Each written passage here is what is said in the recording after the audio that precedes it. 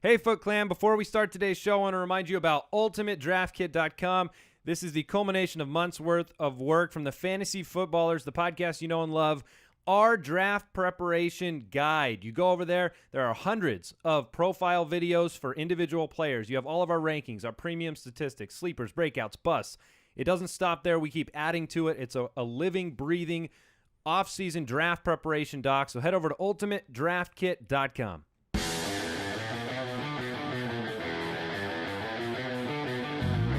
Welcome to the Fantasy Footballers Podcast, coming to you from the FantasyJocks.com studios with your hosts, Andy Holloway, Jason Moore, and Mike Wright.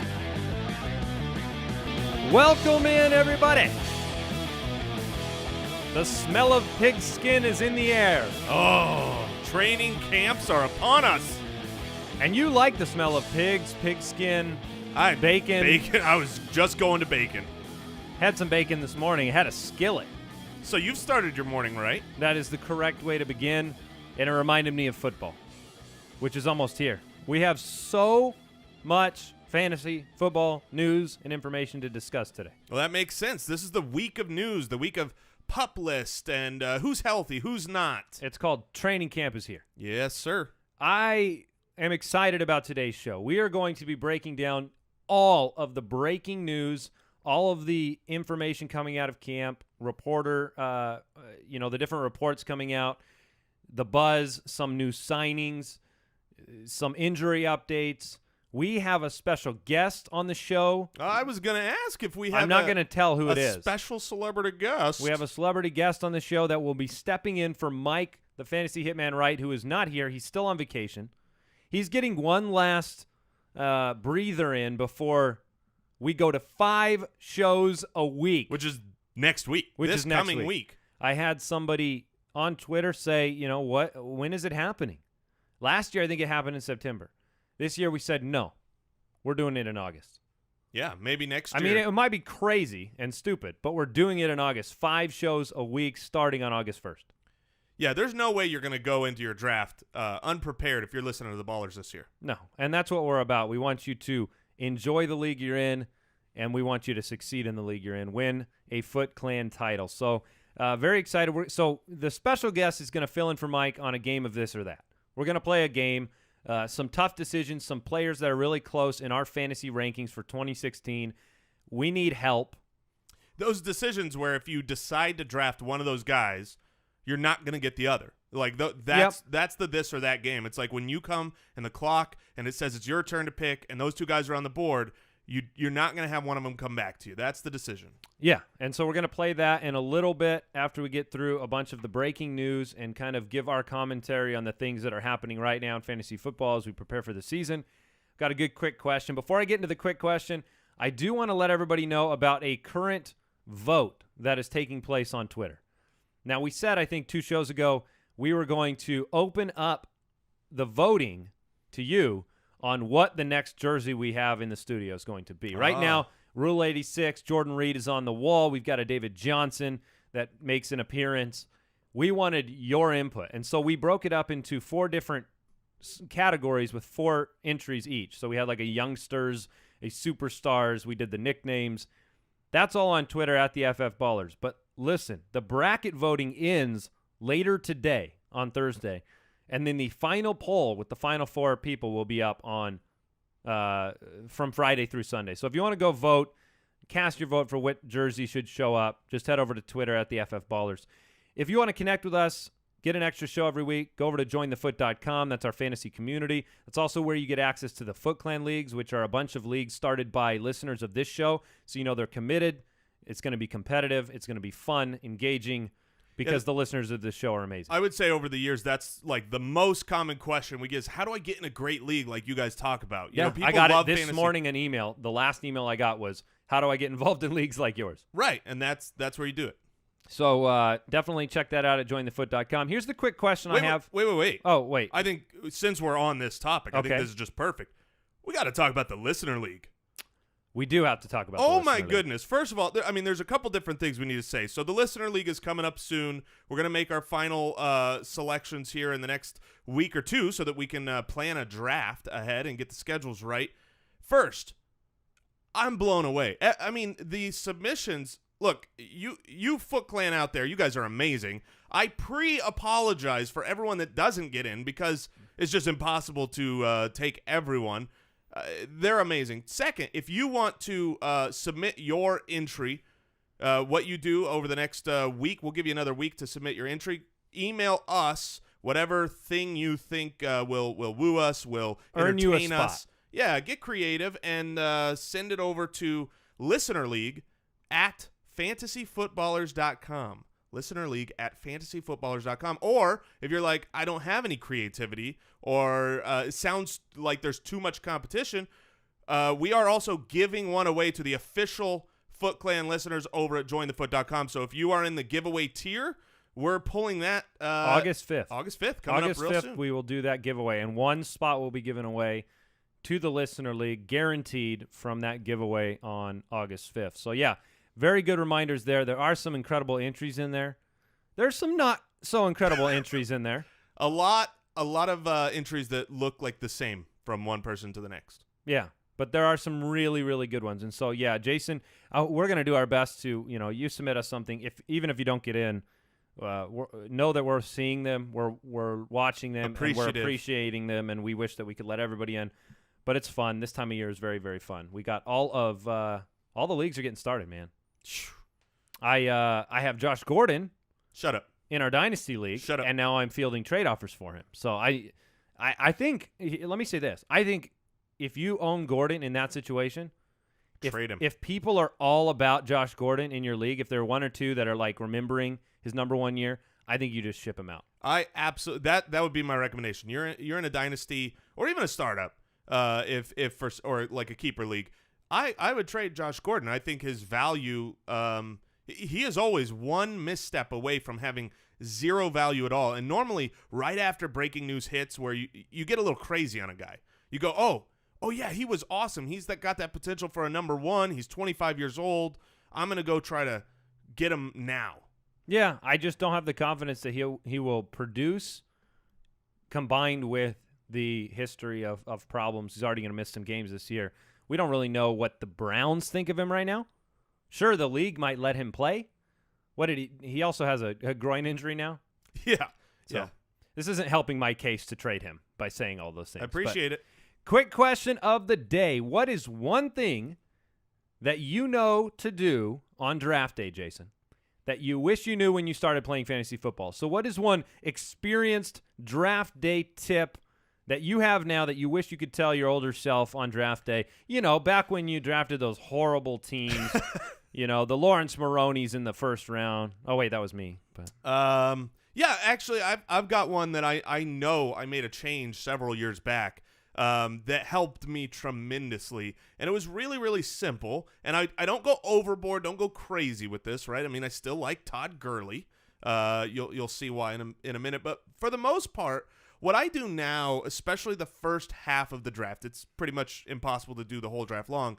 I care a whole lot about players on a winning team, on a good offense and a winning team. I give a very large tiebreaker, if you will, to being on a good team. Those teams, they score more points, which adds more fantasy. The game scripts are more reliable. I just find that over the years, I've kind of shifted to where, I don't want the Lone Ranger on a bad team unless he is, that otherworldly talent. Adrian Peterson for a while, the Vikings weren't good, and I would still take him. Outside of those outliers, I find I skew my teams towards good teams. Yeah, and that's something I started doing pretty early in fantasy as well. It turned my early seasons around and learning around. I would say that I'll bring up one that we talk about on the show quite a bit, just the fact that you can, in most formats, wait on a quarterback. Now, the quarterback is proportionally such an important part of the NFL team. It defines an NFL team that in the context of actually playing the game. And so that can translate to an overimportance in fantasy football, but it's a numbers game here. It is a scarcity game here. Early on playing fantasy football as a beginner, when I talk to brand new players, the first thing they say to me is, Aaron Rodgers is the first guy, right? I mean, and they say it like that sincerely. He's the first guy you draft. He's number one off the board. Well, now it's Cam, but yeah. Or Cam Newton. It might not be. It might be still. Well, Aaron no, I'm Rodgers, saying but that's what's said. Sure. Cam is, I think, my fourth quarterback. And that's generally what you see if you get in a friends and family league with a bunch of new, inexperienced players. First round is 3 or 4 or 5 quarterbacks off the board. And so as an early player, knowing that I can wait on the big-name quarterback because the value is different than what it is for a running back or a wide receiver early in a draft. You need to start more wide receivers, more running backs in your league, and you can get value. Last year, and we should bring this stat up again, I believe there were 40, maybe more. No, it was 40 on the dot. 40 on the dot. There were 40 quarterbacks that put up a top 12 week in 2015. But Andy, there's only 32 teams in the NFL. That's what's so incredible about it. I know, more top 12 performances by quarterbacks than there are teams. And so it can be intimidating to let those guys go in the draft. But what it does is it lets you stock up on running backs, on wide receivers, on values. And then later on, you can grab a Phillip Rivers, who I'm in love with. If you're, Phillip Rivers led the league in completions last year.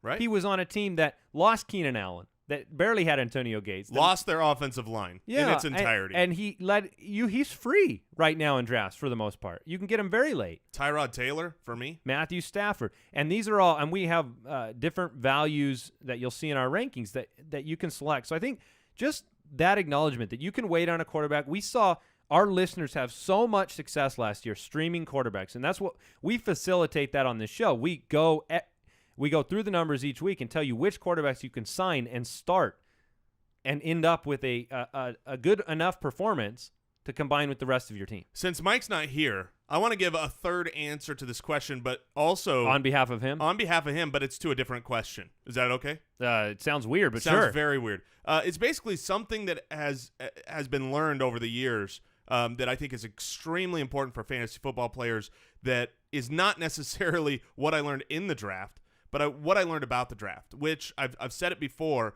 but I remember years ago, I always thought that I was going to win the championship at my draft.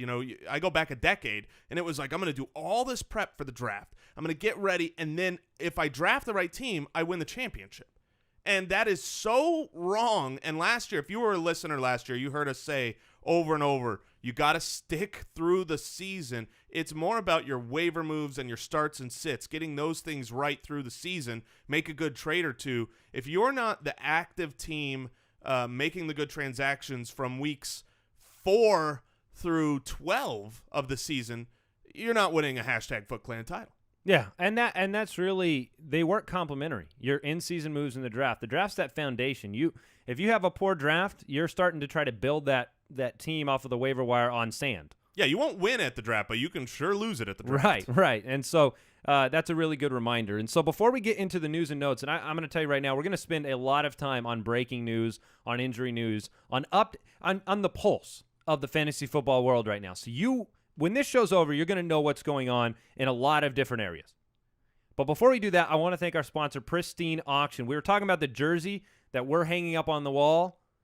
That's where we get our jerseys. It's from pristineauction.com, one of our very best partners, run by incredible people. They are the absolute best place on the internet to go get sports memorabilia, authentic, affordable, hundreds of daily auctions, always improving. One of the things I love about them is there's always something new going on with Pristine Auction. They've got this Ken Stabler collection that's coming out. It's hot. They have amazing new things. Mike is obsessed with going on there and just, it's really fun to just see what's on there, to lay some low bids on there every once in a while, and then you find something you want to compete for. Mike just got a Kurt Warner autographed jersey. Us Arizonans, we think so highly of Kurt Warner bringing us to that Super Bowl.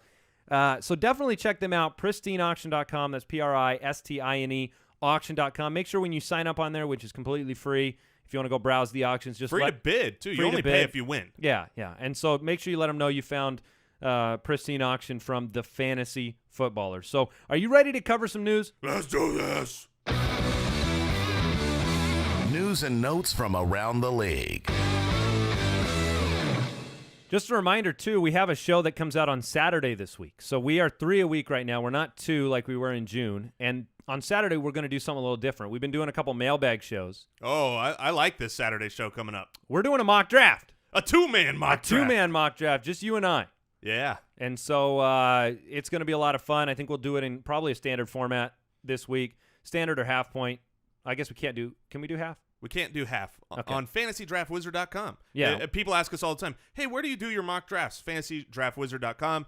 It's the easiest tool. You can do it in 5 minutes. Great. So, okay, so let's get into the news. Let's start with oh, man, this is painful to hit.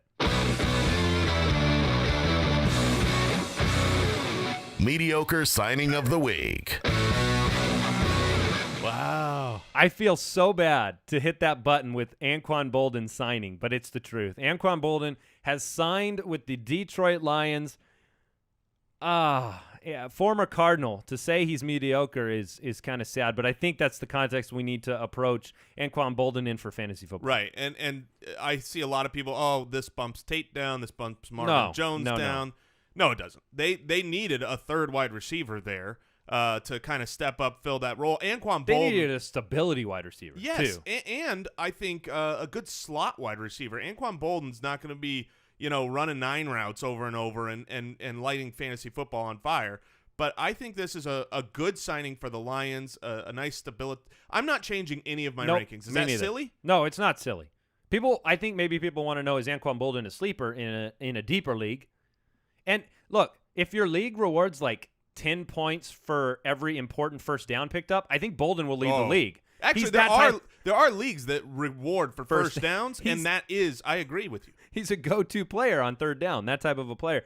But I'm not adjusting my rankings. I'm not putting Boldin into the fantasy context at all. I think if there was an injury to Marvin Jones or Golden Tate, Boldin becomes relevant. We know he's capable. He's capable, but he's past the point of being a fantasy force by any means. So yeah, in a general rule of thumb, when you are signing this late into the season, there's a reason that you were not signed already.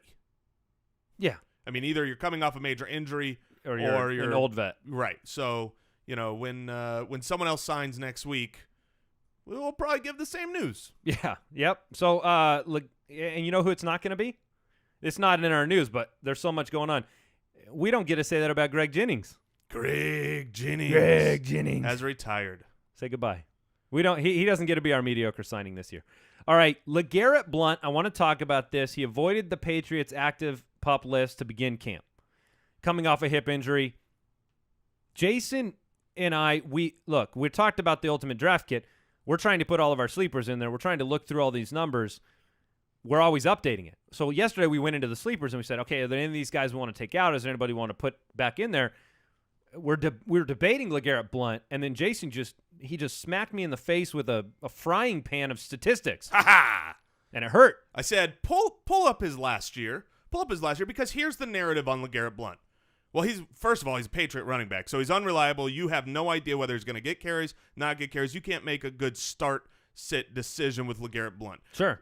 Second, he gets a bad rap for just not being good, which I think is not all that true, especially since he's been on the Patriots. Then you also have the fact that he's injured, right? He missed all of the OTAs, except now he's not on the PUP, and the Patriots have put a lot of their other players on the PUP. That means he's healthy. He's ready to go for a full training camp. That means that they were kind of just resting him in the OTAs. And so here's some of the statistics we were talking about. So he missed the first 2 games essentially last year for the Patriots, and then with that hip injury, missed the last 3 games. So 5 games he was pretty much irrelevant in. And you think, well, you're not getting, you don't know which games he's going to get a lot of carries, which games he's going to get a few carries, but let me read you his carry count from the middle stretch of last year, which is a gigantic stretch. I mean, you're talking about a 12, 13-week stretch. Yes, there was 1 game against the Jets where he only had 3 carries. If you started him, that stunk. But we're talking about a guy who's pretty much going undrafted. Here's his carry count last year.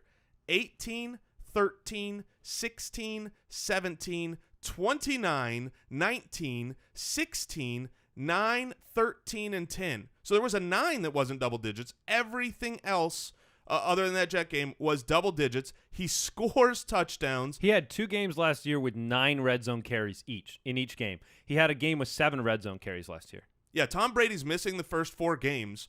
What kind of a team do you think they're going to, try to start out and be? And I don't bank on that part. That's not really where I'm coming from. I'm coming from the fact that over the last 3 years, in the games where he has played for the Patriots, I think he averages 0.6 touchdowns a game. That's awesome. That's what you hope for. This is the, I think, public awareness campaign for LeGarrette Blount. This is not the propping him up on a fantasy pedestal campaign. Yeah, I'm not saying he's going to be an RB1. But this is saying look, we made him a sleeper. Because of where he's being drafted, because of these numbers that we're talking about. The player himself, he reminds me of Michael Bush. I mean, he's just a big, plodding chain mover. But you can do that in that offense. Right. You can be efficient in that offense. You're talking about, the quick question of the day, right? What's one thing we've learned? Well, one thing I've learned is I want players who are on a good team, right? Well, if I want players on a good team, I'm pretty confident that the Patriots always fit that bill. Absolutely. Fit the bill because Bill is there. Yeah, and if you want to know where he's going right now, and he's going around Carlos Williams, who we'll talk about in the news. Yes, we will. Rumors he might not make the team. He'll be there, but it's not good. Sharkandrick West. Backup. Straight up backup. Yep. Kenneth Dixon. Chris Johnson. I mean, or a guy that last year was double-digit carries in all the games he played, almost. You talk about a lot tips of touchdowns and tricks for draft day. One of the ones that we always bring up is padding the depth of your running backs at the end of the draft. LeGarrette Blount fits that bill because you can absolutely, on a bye week, on a great matchup where you think that they're going to be probably up early and then killing the clock. On an injury, your running back goes down. Who's your backup? I mean, if your backup... Dion Lewis is coming back from injury too. If you drafted Kenneth Dixon, which is a worthy draft pick there, who's in the same area... Kenneth Dixon, maybe he's a better pick. But if in week 4 your running back goes down and Kenneth Dixon's still the backup, I'd much rather plug in LeGarrette Blount and get fantasy points. So I think people need to be aware of him for later in drafts because his value is ridiculous right now. Jordy Nelson. Let's talk about Jordy. This news came out. He suffered a, quote, hiccup on his non-ACL knee. ESPN reported that it was tendonitis, not necessarily viewed as serious. What is the context for this injury? Because when you hear Jordy Nelson has a hiccup, you think, well, that's in the knee that he was injured. He had the torn ACL. That's not the case. How does something like this happen to the other knee? Well, you overcompensate in rehab. That's what happens. We see it all the time.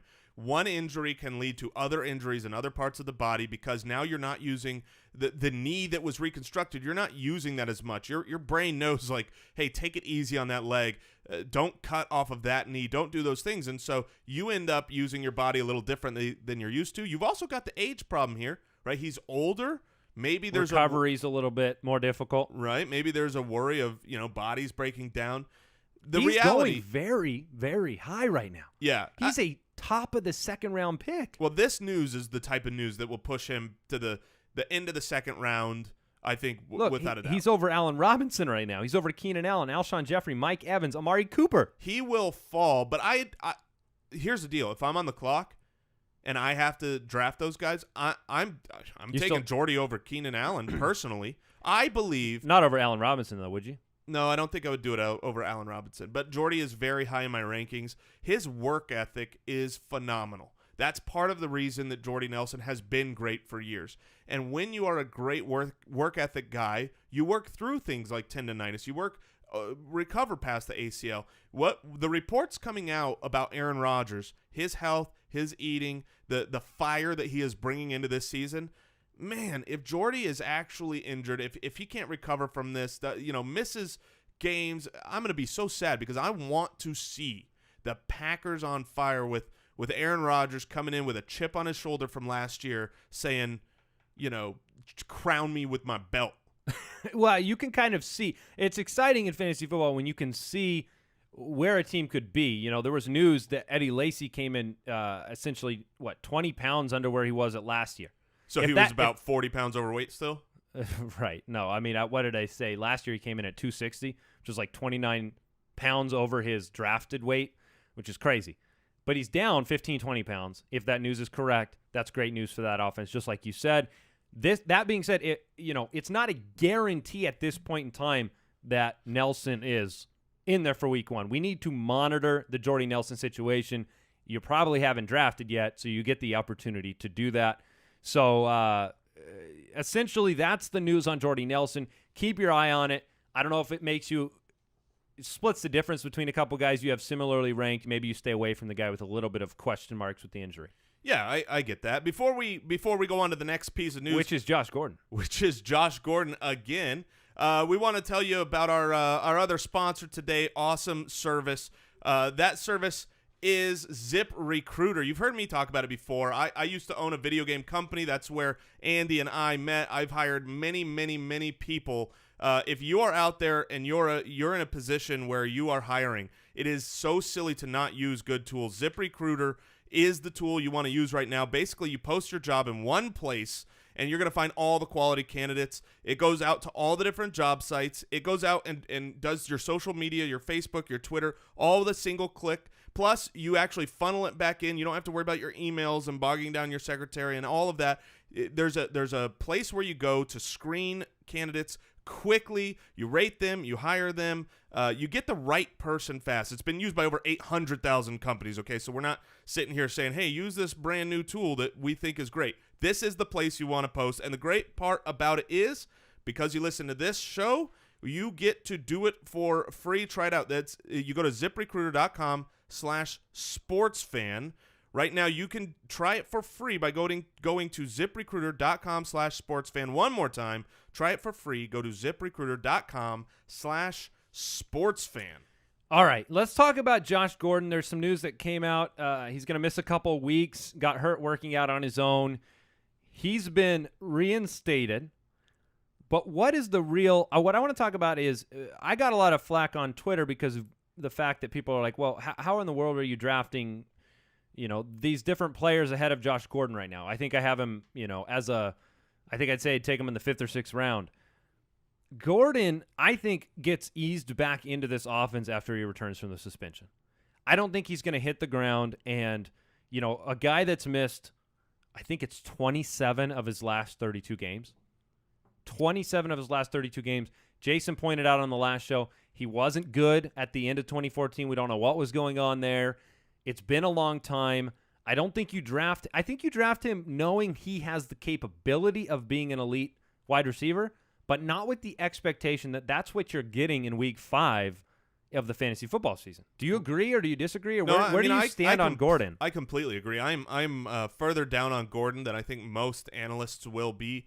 The reason is because, look, when you're out of football for almost 3 years, that makes a difference. I mean, you see right now, he comes back and starts, gets out there, and immediately he gets injured. He's out for a couple of weeks right now for an injury because his body is not in game shape. It's impossible taking 3 years off to be in NFL game shape where you've been spending week in, week out, training with a team and with trainers and all of that. So there's going to be some time to get back. And then you add in the fact we're talking about RG3 throwing the ball and probably maybe others during the season. So it's not really the best situation to go to. You have the number 1 pick in Corey Coleman. That wasn't, when Josh Gordon had his huge year, there was no one across from him. You have Gary Barnidge. So now he's one of 3 options on a team that wants to run the ball, that doesn't have the best quarterback to get him the ball. Although I will admit, I kind of like the Baylor connection, right? RG3 sure. And Josh Gordon played together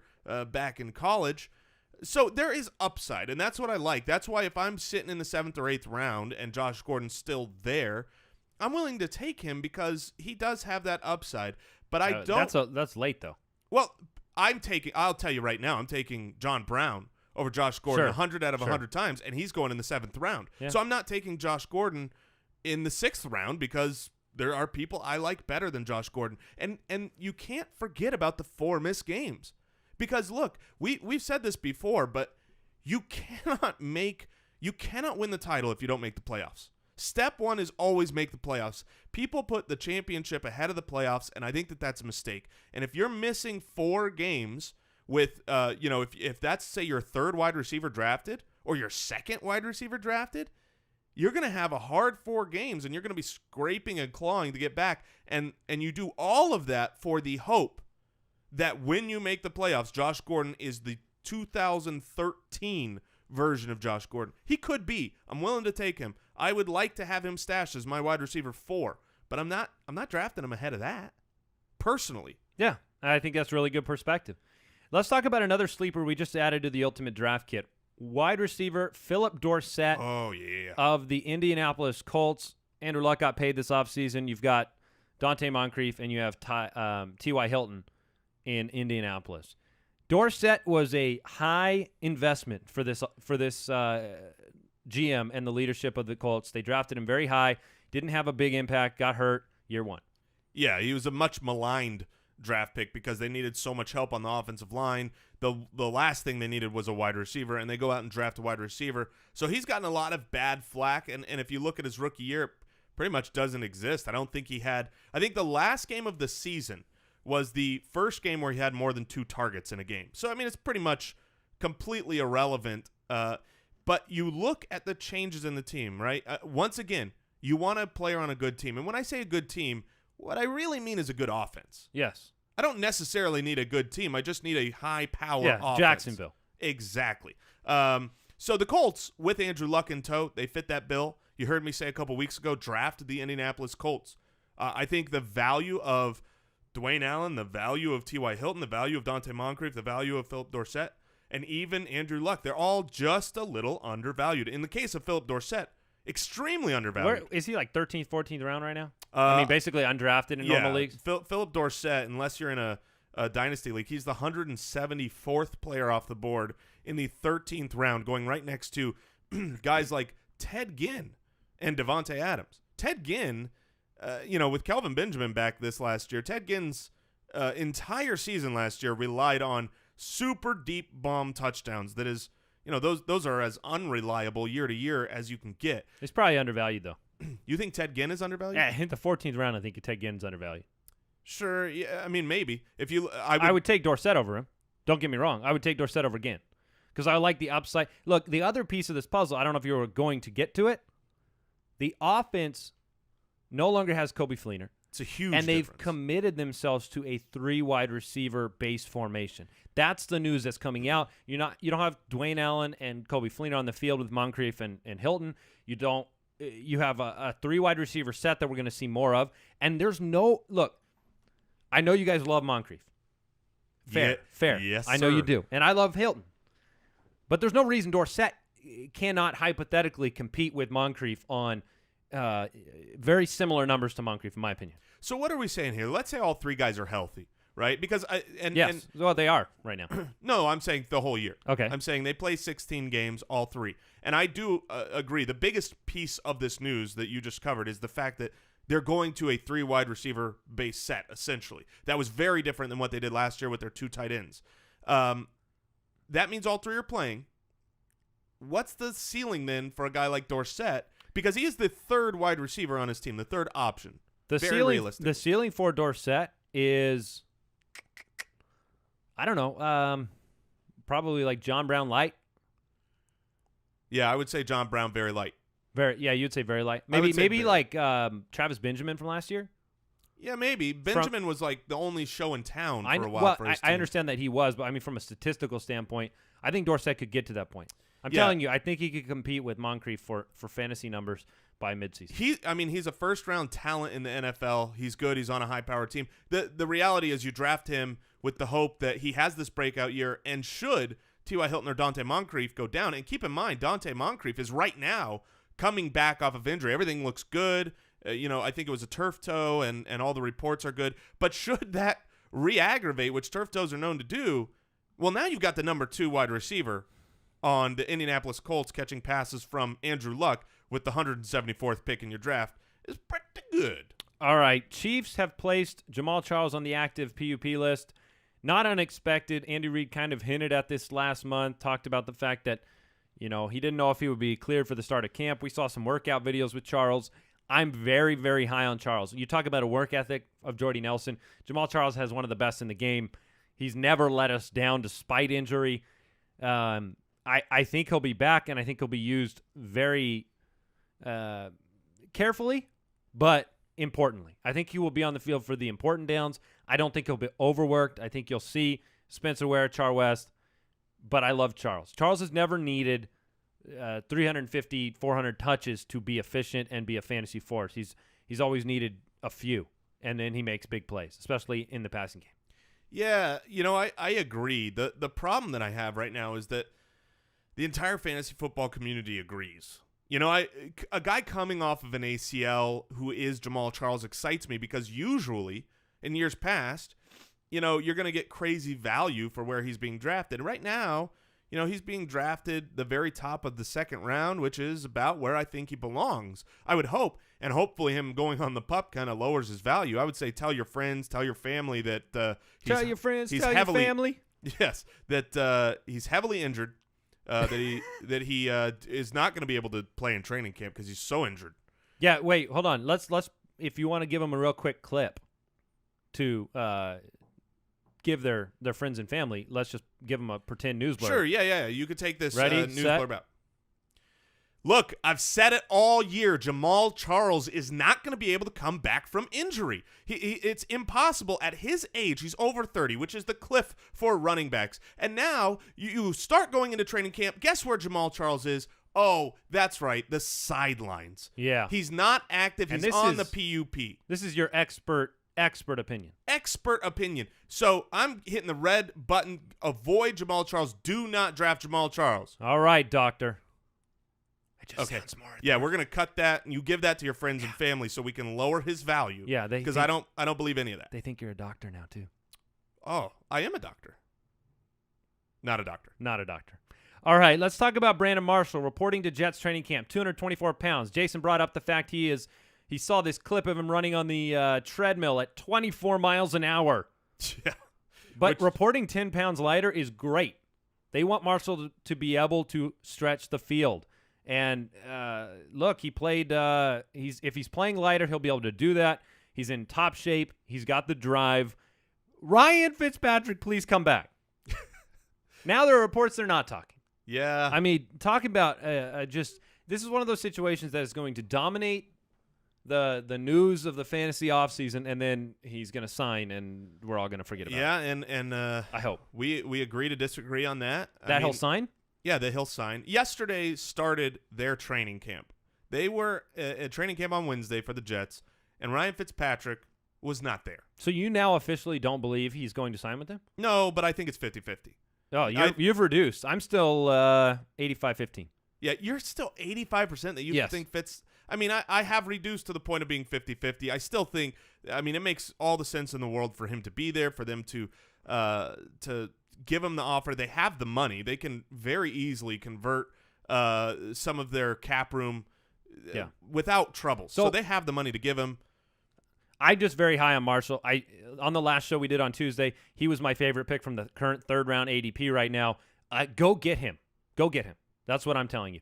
32 years old is not that old for a wide receiver of his caliber. Look, you think about the guys that are true beasts for 7, 8, 9, 10 years. Your Steve Smiths. Steve Smith was putting up monster numbers at 36, at 35, at 34. You want me to bet my house on which double-digit wide receiver has a chance to keep doing it?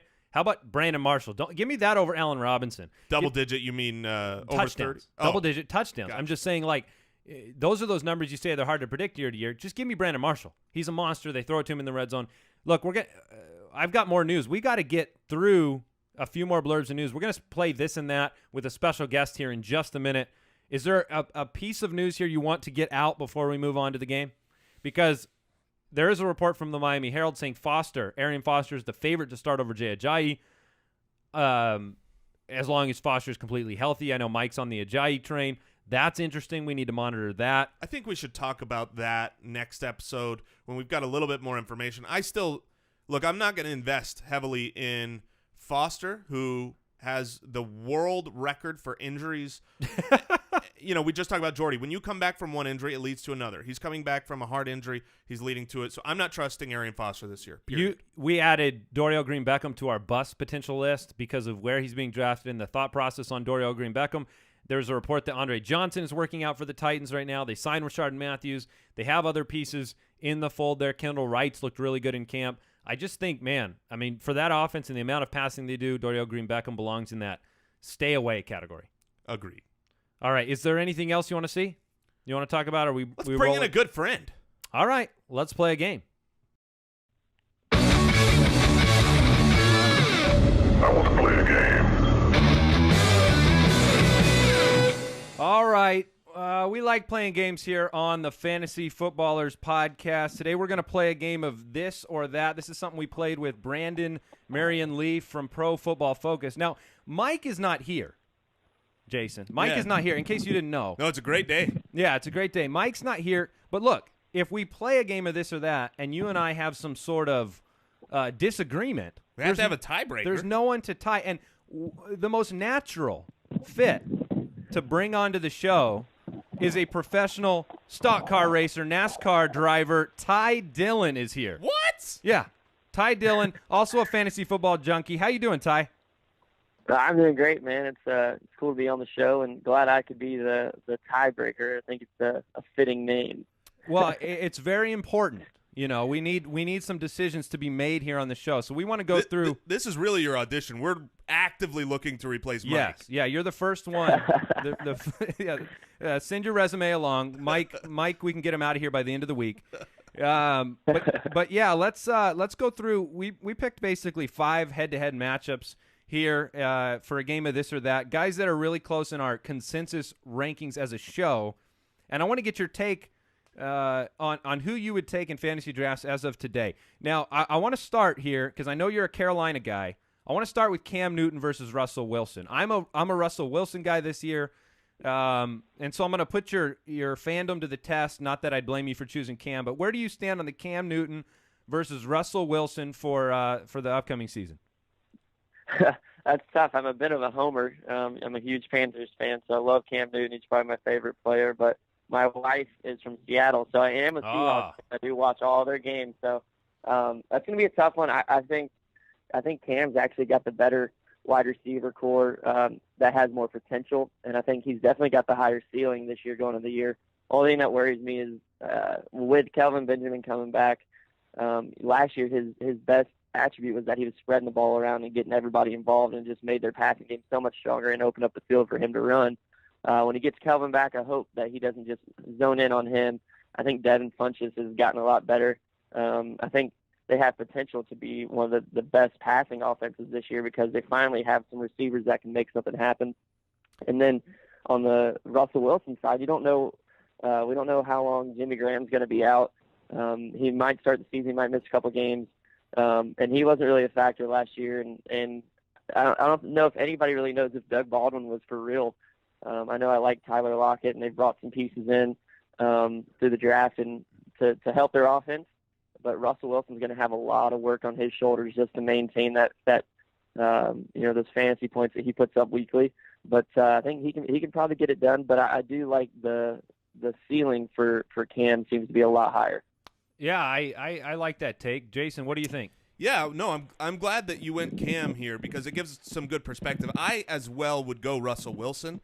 I think that what we saw after Jimmy Graham went down was the new offense where they're putting it in his hands, and I think he is the better quarterback. Cam had, crazy career highs across the board. Now, obviously, that's great. He took a step forward, but it's also a sign we've seen with a lot of quarterbacks where they take that huge step forward, and the next year it takes them a couple years to get back to that level. Both are great, but I would probably go Russell Wilson. They're definitely neck and neck. Let me ask you, piggyback on that real quick. You mentioned Kelvin Benjamin coming back. From a fantasy perspective, what do you think he does this year compared to his rookie year? Well, I know going into last year, the hype was huge, and he was seemed like he had lost some weight going into the second season, and he was really dominating training camp, which you get a lot of those stories coming through training camp. Sure. But they really liked what they saw from him, and then he tore his ACL, and it was a non-contact play, so that kind of scares you a little bit. I feel like he'll get off to a little bit of a slow start, just being a little bit rusty. Hopefully he gets it all back through training camp, but I think he's got potential to be a top 10 receiver this year for sure. I think Cam's going to be hungry. He's kind of one of those guys that loves to prove doubters wrong, and he's got plenty of those. So Coming off a Super Bowl loss, this team doesn't have hardly any turnover, and all they've done is added a few pieces. I think they're going to be just as strong and probably one of the best offenses. And I definitely like to target the best offenses when I'm drafting. Yeah, and I think you're probably in the majority with Cam over Russell. I think we're a little bit contrarian on that, but they're pretty neck and neck here in our rankings. That's why we're bringing them up. So let me move on to the a running back battle. Devonta Freeman burst onto the scene. He put up unsustainable numbers in those first 10 games, but they were incredible, kind of fantasy-defining numbers for a lot of fantasy owners. Devonta Freeman or Eddie Lacy in 2016? Oh, that's a tough one. Devonta Freeman had some of that at points of the season last year. He looked like a superstar, probably the best running back in the league. And then at the end, he kind of tailed off. Don't know if he was getting worn down or what. It seems like the Falcons, the way they run their offense, they really, when they have somebody hitting, they really just give them the ball.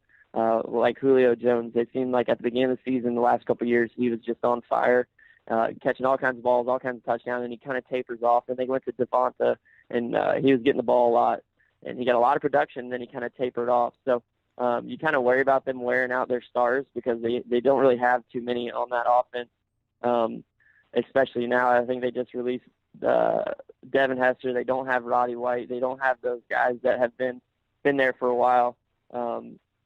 And then you look at Eddie Lacy, the guy who has so much potential but doesn't seem to really care about helping anybody's fantasy teams. But I guess they report that he's lost weight, which seems to be the off-season story with him every year. Is he gaining weight or losing weight? I think when they get Jordy Nelson back, if they can get that passing game going again, I think Eddie Lacy's production from his rookie year comes back this year. So I think I like Eddie Lacy. He's got another year under his belt, and I think he's going to be a little more focused in this year. Yeah, I'm gonna stick with Ty on this one. I'm definitely going Eddie Money. I think that when you look at who's behind both players, James Starks does not present a threat. He had the opportunity last year, and he did nothing with it. Tevin Coleman, I think, actually does present a threat there for Devonta Freeman. So they're close in our rankings, but I would rather have Eddie Lacy. I'm more sure that he's going to be good than Devonta Freeman, which is weird since last year Devonta Freeman finished number 1 and Eddie Lacy had a regression year. But I believe in Eddie Money this year. Yeah, I'm gonna go ahead and cheat and choose both guys. Oh, come on. No, Eddie. I'll take Eddie Lacy in a standard format, but I'll stick with Devonta Freeman. I think you're right about Hester and Roddy White's gone. Muhammad Sanu's in there, but they do seem to ride their horses a little bit, and I think he'll just be involved in the passing game.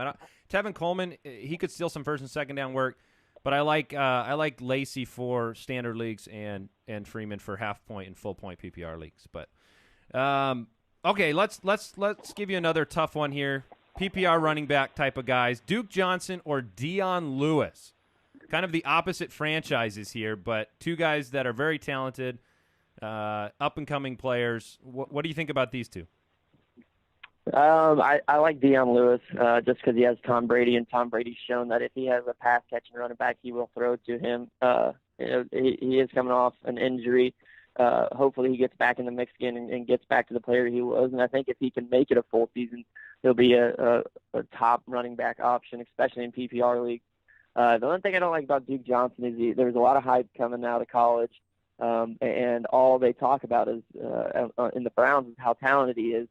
But he had opportunities last year and didn't really do anything with them. There was games where he was. They said that he was going to be the number 1 back and he was going to get the work, and all he needed was more workload. But when he got it, he didn't really do much. So he could progress this off season and hopefully learn the game a little bit better. And they say he's got potential, but right now I'm going with a guy who proved it on the field, and that's Dion Lewis. Yeah, I'm really impressed, Ty. But you got to stop stealing my guys. I am also going Dion Lewis. The reason I would go Dion Lewis is because I think both guys have potential to actually be very good, especially in the passing game. I would prefer to have the higher power offense, and most questions that come up with me on Dion Lewis, I end up not taking Dion because I was so afraid of his body style and his injury history of whether or not he can do that for 16 games. But the reality is Duke Johnson is a smaller guy who had a crazy injury history in college, just kind of every game a little nicked up, missing chunks of games if he didn't miss the whole game. So if I've got to choose between those guys, I'm going with Tom Brady is my choice, and that leads me to Dion Lewis. It's a clean sweep on this one. All right. I agree with that. Dion Lewis, the offense, I'd rather have a piece of that. And you're high on Duke Johnson, so that means you must be like sky high on Dion. Yeah, I like Dion. Again, he has to stay healthy, like you said. So, all right, let's move on here to a couple of wide receivers. Demaryius Thomas, Sammy Watkins. Demaryius Thomas and Sammy Watkins. I know Jason is very high on Sammy Watkins in this studio. What's your take between these two guys? I think that I think Demaryius Thomas has the talent. I think he's the better talent in the sport. But I think Sammy Watkins has more continuity in the offense and on that team. If he stays healthy, just like Dion Lewis, I think he puts up bigger numbers than Demaryius this year because who is throwing Demaryius the ball? I don't think we know. It's a mess in Denver. I think they're going to regress. They're going to have a great defense. They're going to be in games, but I don't see them putting up big numbers. I think he had a way better shot of putting up numbers with Peyton, and he really wasn't outstanding last year. So, and I think they regress for sure at quarterback. So, I like Demaryius as a player, but I like him with a better quarterback. Yeah, I think the question isn't so much who's throwing Demaryius Thomas the ball; it's who isn't going to be throwing Demaryius Thomas the ball this year. All the quarterbacks will be involved there for the Broncos. I agree. I saw it was Simeon and Sanchez in a neck-and-neck battle today. Yeah, and yet they want Paxton Lynch to start this year as well. So we'll see. When I come to this choice, I have Sammy Watkins ranked higher in my rankings. But depending on who I took in the first, I could see going either way on these guys because what I see in them, this is like we talk about this, it's not just flat your rankings. It's the team makeup or who's later or what you're trying to do because the way I see this is the ceiling is higher for Watkins, in my opinion. I don't think the Denver Broncos offense is going to be able to get Demaryius Thomas the touchdowns, the red zone opportunities, whereas Sammy Watkins doesn't need to be in the red zone to score his touchdowns. He'll just get long bombs from outside. And so if I want a boom guy, I'm going to go here with Watkins. But if I want consistency, I want a guy who's going to I know is going to get 10 targets a game, around there, then I think you have to go Demaryius Thomas. If I was on the clock, had to make my decision, I would take Sammy Watkins. Yeah, and I agree with that take. I think that it's a matter of your team makeup. I feel like I want to draft Sammy Watkins in all situations between these two for the upside, for the youth, for what could happen if Tyrod Taylor's healthy for the entire season. But I feel like Demaryius Thomas is that guy who, Ty said it. Last year he didn't seem to have a very good season, but it was really just a matter of the touchdowns. When you look up at the end of the game, no matter how Peyton Manning performed, most often Demaryius gave you this baseline that was very comfortable for your roster. And so if his ADP is dropping because of the quarterback situation, I think he's the better pick, but I think Watkins is the one I'd be more excited to take. It is funny, the fact that, Demaryius Thomas, we look back at last year and we go, oh, man, he had such a terrible year. He was the 13th best wide receiver in the league. So it wasn't that bad. Yeah. Yeah, definitely. I think it's definitely dependent on what kind of league you're in. I think if you're in a standard league, I think I'm going to go with Sammy Watkins with the possibility of catching some big, long touchdowns. And I think he's going to have more touchdowns this year if he stays healthy. Demaryius is going to get those catches. He's going to get his 10 or 11 catches a game, even if it's little 5-yard dink and dunk passes on short, quick cut routes. But I don't see the touchdown being there. I think they're going to try and pound the rock inside the red zone. That's their only hope with C.J. Anderson. Yeah, I saw a report this morning, talking about Kubiak finally getting to put into place his running back-centric offense. Talked about Arian Foster, 3 years with Kubiak, over 1,500 total yards. Justin Forsett in his 1 year with Kubiak was right around the 1,500 total yard mark. And you can go back before Arian Foster. Kubiak did it long before Foster with plenty of other running backs. So let me ask you this, Ty. Do you have a preferred league format, or what leagues do you play in? Most leagues I played in are standard league. I did finish second last year in the Sirius XM Celebrity League, and it was a PPR league. So I'm up for anything. I like being in different leagues. I haven't done an auction draft yet. I'm wanting to get in a league, a challenging, tough league that's an auction draft. I haven't really ventured into that. Usually just do the standard draft process with the snake. And I have a couple family leagues that are 16-teamers that are probably my most competitive ones, and I usually play 4 to 5 a year. Nice. Yeah, I was going to ask you that too. Who'd you lose to in the final for the Sirius XM League? I lost to Pilar last year. She beat us all. I think my highlight, though, was I was able to beat John Hanson, the Guru, a couple times. That's nice.